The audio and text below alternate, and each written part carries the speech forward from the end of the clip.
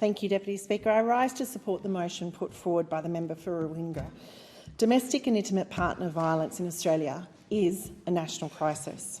Every year, nearly 8,000 women return to dangerous environments after fleeing violence because they have nowhere else to go, while another 9,000 become homeless. Crisis response services are overburdened and emergency shelters are overflowing.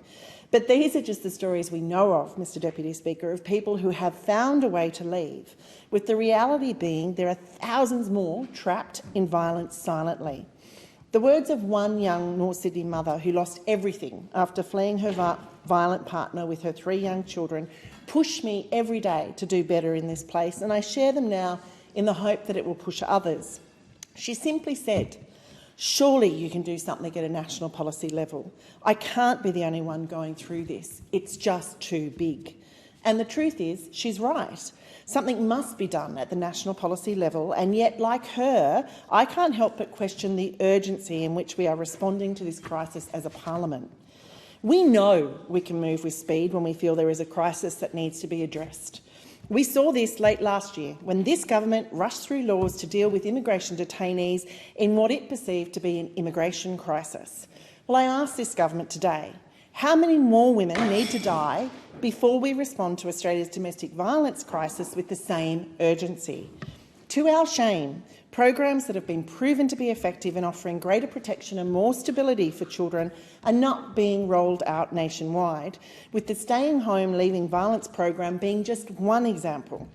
This program, originally piloted 12 years ago, fundamentally flips the experience of victim and perpetrator in that it re-empowers the victim to stay in the primary residence.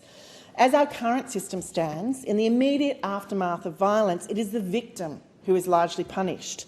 They routinely lose their home. Their financial circumstances are routinely poor. The children are often uprooted, yet the perpetrator stays where the violence occurred. Staying Home and Leaving Violence program flips that dynamic and forces the perpetrator out. The program therefore stops women from becoming homeless, but shockingly, in the state where it was conceived, in the state of New South Wales, it only operates in 91 of 128 local government areas. And, Mr Deputy Speaker, none of those areas are in Sydney's North Shore. The federal government has an opportunity in the upcoming budget to end this, stop this inequity by committing to funding proven domestic violence services right across our country. Not only do we have a moral responsibility to take this crisis seriously, we also have a responsibility under international human rights laws, with the failure to act seeing us blatantly flout basic human rights like the right to life, liberty and security, the right to a standard of living adequate for health and well-being, the right to freedom from torture or cruel, inhumane or degrading treatment or punishment, and the right to not be discriminated against on the grounds of sex, marital or relationship status or pregnancy. Australian women and families are depending on us to ensure these rights are protected. Now, I want to acknowledge the National Plan to End Violence Against Women and Children and the respective action plans that are currently in place, as well as the large number of ministers, commissioners and advocates working towards change. But, Mr Deputy Speaker, we do not have a generation to stop this. We must address it now. Change is not coming fast enough, and as the leading federal body in this discussion, we must be focused on enabling everyone to work together better.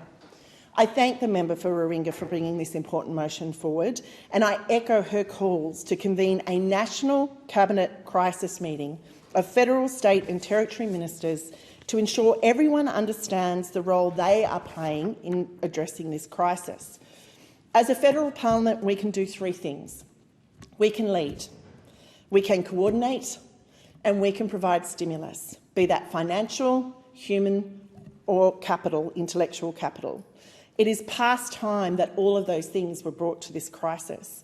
And, Mr Deputy Speaker, I have to say it's particularly shocking during this past week where we've seen evidence of billions of dollars invested in maintaining an offshore detention centre system, which supposedly is in place to protect our community.